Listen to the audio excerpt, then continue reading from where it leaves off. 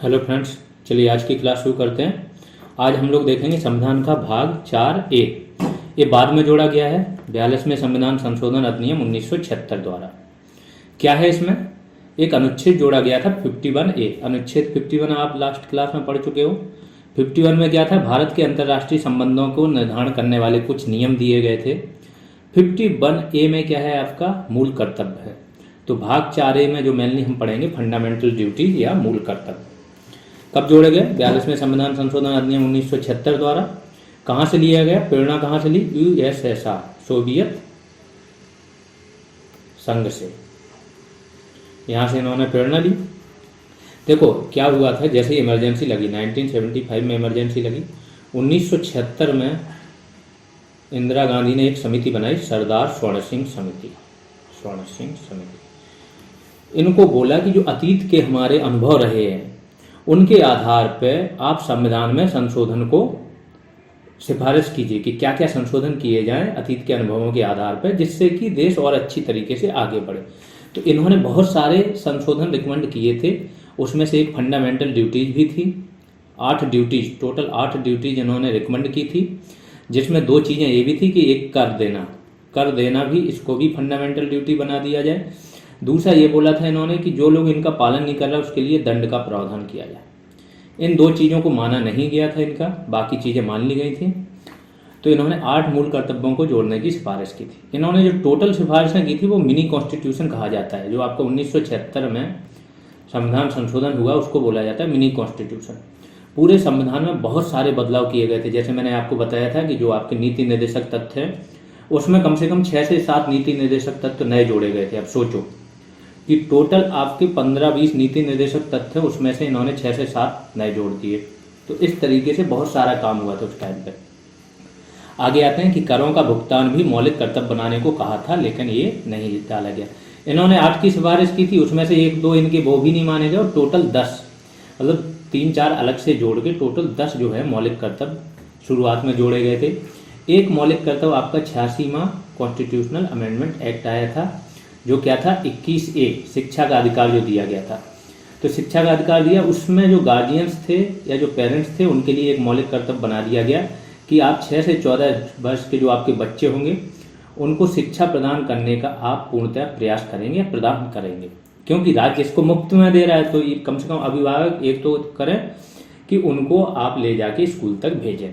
ठीक है, तो ये एक फंडामेंटल ड्यूटीज बाद में जोड़ी गई थी जो 11 में है। अब देख लेते हैं कौन कौन सी फंडामेंटल ड्यूटीज है। ये शॉर्ट वीडियो होगा, इसमें मैंने केवल फंडामेंटल ड्यूटीज रखी हुई है। ठीक है, पहली है संविधान का पालन करना, उसके आदर्शों, संस्थान, राष्ट्रगान तथा राष्ट्रध्वज का सम्मान करें।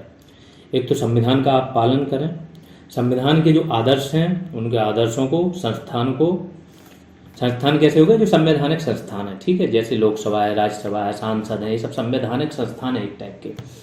राष्ट्रगान तथा राष्ट्रध्वज का सम्मान करें, ऐसा इन्होंने बोला है।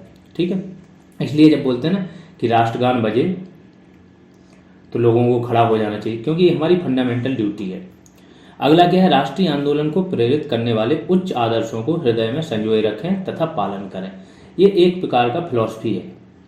ठीक है, फिलोसफिकल चीज़ें हैं, इनमें बहुत ज़्यादा आप डिफाइन नहीं कर सकते कि कौन राष्ट्रीय आंदोलन को प्रेरित करने वाले उच्च आदर्श हैं, कौन से थोड़े कम आदर्श हैं, उनको हृदय में किस प्रकार से संजो के रखें। ये तो सिर्फ और सिर्फ ऐसा है कि जो व्यक्ति समझता है तो उसके दिल में भावनात्मक रूप से इससे कनेक्ट बनाए रखे। अगला देखते हैं, भारत की प्रभुता, एकता, अखंडता, सोवरेनिटी, यूनिटी, इंटीग्रिटी की रक्षा करें तथा उसे अक्षुण्ण बनाए रखें। देखो, इसको याद करने का एक तरीका बता देते हैं। अब 11 है, बहुत मुश्किल होगा, थोड़ा लंबी लंबी लाइन्स भी हैं। आप क्या किया करो ना, बीच बीच में 1-2 खंड चिन्हित कर लिया करो। जैसे मैंने क्या किया था, थर्ड वालों को बना लिया था सुई। ये सुई है, सोवरेनिटी, यूनिटी, इंटीग्रिटी। तो थर्ड पे आपका सुई है और 7th पे आपका क्या है? प्राकृतिक पर्यावरण। ये पर्यावरण की बात है। इन 2 को अच्छे से याद कर लो कि 3rd पे ये है और 7 पे ये। फिर इसके बीच बीच में जो 2-3 रहते हैं वो तो हम डाल लेते हैं, फिर याद करने में थोड़ी आसानी होती है। 1 से 11 तक इकट्ठे याद करोगे तो मुश्किल होगी। अब ये पता रहेगा कि ये 3 से 7 के बीच में है, कि ये 3 से पहले है, कि ये 7 के बाद है। देखते हैं अगला, देश की रक्षा करें। इसी से देखो, देश की एकता, अखंडता की रक्षा करनी है यहाँ पे। अगला आ गया कि देश की रक्षा करें तथा आह्वान करने पर देश सेवा करें। अगला, भारत के सभी लोगों में समरसता तथा समान भ्रातृत्व की भावना का विकास करें। ये भी थोड़ा सा वैसा है, इसमें हर व्यक्ति इसके अर्थ नहीं निकाल सकता है, इसीलिए इन्होंने जो दंड का प्रावधान था वो रद्द कर दिया कि इसमें इसके अर्थ कोई निकाल नहीं सकता। आम आदमी कैसे समझेगा ये चीज़ बोली गई। आप दंड का कर दोगे ऐसे तो हर व्यक्ति को दंड मिल जाएगा। भारत के सभी लोगों में समरसता तथा समान भ्रातृत्व की भावना का विकास करें, जो धर्म, भाषा, प्रदेश तथा वर्ग से परे हो। ये जो बंधुता वाली बात होती है वो यहाँ पर कह दी गई कि बंधुता बढ़ाने। ऐसी प्रथाओं का त्याग करें जो स्त्रियों के सम्मान के खिलाफ हो। सम्मान के खिलाफ हो, तो जो प्रथाएं स्त्रियों के सम्मान के खिलाफ हो उनका त्याग करना है। तो स्त्री सम्मान करना भी यहाँ पर सिखाया गया है, प्लस बंधुता और भ्रातृत्व की भावना बढ़ाने के बारे में बात की गई हो, जो किससे, भाषा से परे हो, प्रदेश से परे हो, वर्ग से परे हो और धर्म से परे हो। फिर हमारी सामाजिक संस्कृति तथा गौरवशाली परंपरा का महत्व समझें तथा उसका परिरक्षण करें। सामाजिक संस्कृति मतलब इसमें सब धर्म के लोग रहते हैं, अलग अलग भाषा बोलने वाले लोग रहते हैं, ये सारी सामाजिक संस्कृति है और सब एक होके रहते हैं, ठीक है। इसकी गौरवशाली परंपरा भी इसकी शुरुआत से लेकर अब तक बहुत गौरवशाली रही है, तो उसका महत्व समझें और उसका परिरक्षण करें, इसकी रक्षा करें। अगला देखिए, प्राकृतिक पर्यावरण, जिसके अंतर्गत क्या क्या आता है, वन, झील, नदी तथा वन्यजीव आते हैं। प्राकृतिक पर्यावरण के अंतर्गत क्या आते हैं, वन, झील, नदी तथा वन्यजीव। ये मैंने आपको बताया था कि आपके 48A में भी था पर्यावरण की रक्षा और आपकी फंडामेंटल ड्यूटीज में भी है। उनका संवर्धन करें, संरक्षण करें तथा प्राणी मात्र के प्रति दया भाव रखें। इसीलिए आपका जो बनाया है पशु अत्याचार अधिनियम, या पशुओं पर आप अत्याचार करते, किसी भी जानवर को अगर आप बुरी निर्दयता पूर्वक मारते हैं तो आपको जेल हो जाएगी, क्योंकि हमारी फंडामेंटल ड्यूटीज में ऐसा बोला गया कि प्राणी मात्र के प्रति क्या आप दया भाव रखें। अगला, वैज्ञानिक दृष्टिकोण। आपका दृष्टिकोण जो होना चाहिए ना, रूढ़िवादी नहीं होना चाहिए, साइंटिफिक दृष्टिकोण होना चाहिए। मानववाद, मनुष्य उसके केंद्र में होना चाहिए। ऐसा नहीं कि पारलौकिक शक्तियों के चक्कर में आपने मनुष्य को कष्ट पहुंचा रहे हो। ज्ञान का अर्जन करें तथा सुधार की भावना का विकास करें। ये भी एक प्रकार का क्या है, अवधारणात्मक है। यहाँ आपको सिर्फ अंदर से इंटरनली समझना है, इसमें वैसा नहीं कि इसमें आप स्पष्टता कुछ क्लियर कर पाओगे इन चीज़ों का क्या मतलब हुआ।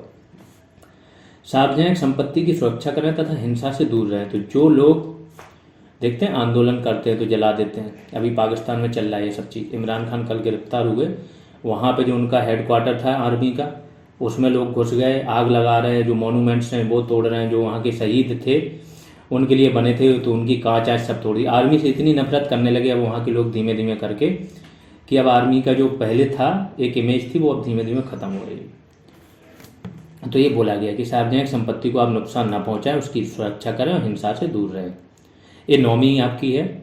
10वीं क्या है, व्यक्तिगत तथा सामूहिक गतिविधियों के क्षेत्र में। एक तो व्यक्तिगत प्लस एक सामूहिक, समूह बना के अगर कर रहे हो, उत्कर्ष की ओर बढ़े, मतलब आगे की ओर बढ़े, उसमें उत्कर्ष की ओर बढ़े और उत्कर्ष की ओर बढ़ने का सतत प्रयास करें, हमेशा प्रयास करते रहें, जिससे देश का भी क्या होगा, उत्कर्ष होगा। आगे देखो, आखिरी जो है आपकी, जो मैंने बोला 2002 में जोड़ी गई थी, इसमें क्या था, माता पिता या अभिभावक अपने 6 से 14 वर्ष के बच्चों को शिक्षा प्राप्त करने का अवसर प्रदान करेंगे या करें। टोटल 11 हो गई आपकी फंडामेंटल ड्यूटी। आगे इसके बारे में थोड़ा सा फैक्ट जान लीजिए। मूल कर्तव्य केवल नागरिकों के लिए हैं, ना कि विदेशी व्यक्तियों के लिए। सुप्रीम कोर्ट ने 1992 में बोला, जैसे सुप्रीम कोर्ट ने पहले बोला था कि जो आपके नीति DPSP है, नीति निर्देशक तत्व है, अगर इनको प्रभावी बनाना है, खासतौर से 39B और 39C, तो इनको प्रभावी बनाने के लिए क्या करोगे आप, 14 और 19 के आधार पर किसी कानून की वैधता की जांच होगी और अयोग्य नहीं ठहराए जाएंगे अगर इनको प्रभावी बनाया जा रहा है। सेम यहाँ पे बोल दिया कि फंडामेंटल ड्यूटीज आपके फंडामेंटल राइट्स के पूरक होते हैं। अगर आपको कुछ अधिकार मिले तो कुछ आपके कर्तव्य होते हैं। तो अगर इन ड्यूटीज को लागू करने के लिए कोई कानून बनाया जाता है तो केवल 19 और 14 के उल्लंघन के आधार पर उसको अयोग्य नहीं ठहराया जाएगा या अमान्य नहीं घोषित किया जाएगा। ये 1992 का एक सुप्रीम कोर्ट का निर्णय आया था, उसमें बोला गया है। तो ये सारी चीज़ें होंगी, सारा डेटा हो गया। नेक्स्ट क्लास आज आपकी इवनिंग में आ जाएगी, उसमें संघ पढ़ेंगे, संविधान का भाग 5 पढ़ेंगे। ये छोटा था लेकिन इसके साथ कोई टॉपिक क्लब नहीं किया जा सकता, इसलिए बना दिया। जिन लोगों ने कोर्स नहीं लिया वो कोर्स ले लें। आपके आसपास कोई भी आपके फ्रेंड है, आप उसको शेयर कीजिए। जब अच्छी चीज़ें मिल रही हैं तो सबके पास जानी चाहिए। चलिए अभी के लिए इतना ही, धन्यवाद। यहाँ पर आपकी आज की क्लास समाप्त होती है। ये हमारे 2 बैचेज चल रहे हैं, एक चल रहा है बीपीओ का पेड बैच और दूसरा चल रहा है जूनियर असिस्टेंट का paid batch.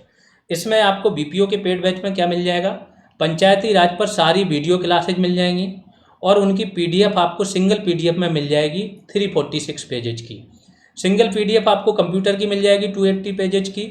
Topic wise MCQs test मिल जाएंगे, बहुत इंपॉर्टेंट है। सोचो कि ये सारे जितना भी आपका कंटेंट है इसको हमने थ्योरी फॉर्म में कवर करा दिया, फिर वो सारा कंटेंट आपका किस में आ गया, एमसीक्यूज फॉर्मेट में, प्लस और भी एमसीक्यूज आ गए जो मार्केट में कहीं पर भी थे वो यहाँ पर आपको मिल जाएंगे। टोटल हमने 12 टॉपिक्स में पूरा पंचायती राज डिवाइड किया था। हर टॉपिक पर एक टेस्ट है और हर टेस्ट में आपके 150 से 200 क्वेश्चन हैं। तो ये आपका कहीं से फिर बाहर रहता ही नहीं है कोई क्वेश्चन, यहाँ से आपका 2 तरीके से कवर हो जाएगा, एक थ्योरी क्लासेज और दूसरा टॉपिक वाइज एमसीक्यूज टेस्ट।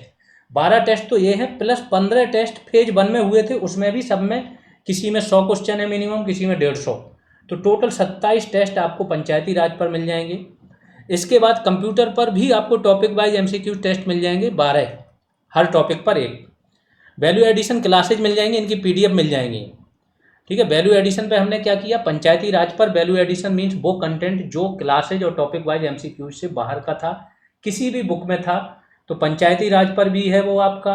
इसके बाद स्कीम्स पर भी है, सेंट्रल गवर्नमेंट की पे स्कीम्स पर है, प्लस यूपी गवर्नमेंट की स्कीम्स पर है, वो सारी चीज़ें मिल जाएंगी आपको। यूपी स्पेशल वीडियो क्लासेज और पीडीएफ मिल जाएंगी। टास्क करने का आपको मौका मिलता है, टास्क करते हो तो एक तो आप खुद परफॉर्म करते हो, आपकी एक आदत डेवलप होती है, प्लस उससे आपको मौका मिलता है सुपर ग्रुप में जाने का। इसके बाद रेगुलर ग्रुप कॉल होती रहती है, तो आपके जो भी डाउट्स होते हैं, क्वेरीज होती है, स्ट्रेटजी होती है, वो आपको मिलती रहती है। ठीक है, फीस 299 है। पेटीएम, फ़ोनपे, गूगल पे कुछ भी कर सकते हो, इस नंबर पर करना है, नेम ये चेक कर लेना। इसके बाद टेलीग्राम या व्हाट्सएप में से किसी एक पर आपको भेज देना है, थोड़ा वेट कर लेना है, आप जोड़ दिए जाओगे पेड बैच में। अगर कोई क्वेरी है तो इस नंबर पर आप कांटेक्ट कर सकते हो। सेम बैच हमारा जूनियर असिस्टेंट का भी चल रहा है, यहाँ पे भी आपको सारी पीडीएफ मिल जाएंगी, topic wise MCQ, revision programme मिल जाएगा। इसके बाद टास्क मिल जाएंगे, value addition classes, full test और रेगुलर गाइडेंस। यहाँ पे भी सेम सारी चीज़ें हैं। बहुत अच्छा ये बैच चल रहा है, यूपी पीसीएस से ऊपर लेवल का आपको यहाँ पर कंटेंट कराया जा रहा है। ठीक है, बैच फीस 299 ही अब कर दी है सारे स्टूडेंटों की डिमांड पर। फ़ोनपे और पेटीएम कुछ भी इस पर भी कर सकते हो, सेम प्रोसेस है जो बीपीओ का था। इस नंबर पर पे करना है और ये नेम चेक कर लेना है, स्क्रीनशॉट यहाँ भेज देना। चलिए अभी के लिए इतना ही, आप लोग शेयर और सब्सक्राइब जरूर करते रहें। अभी के लिए इतना ही, धन्यवाद।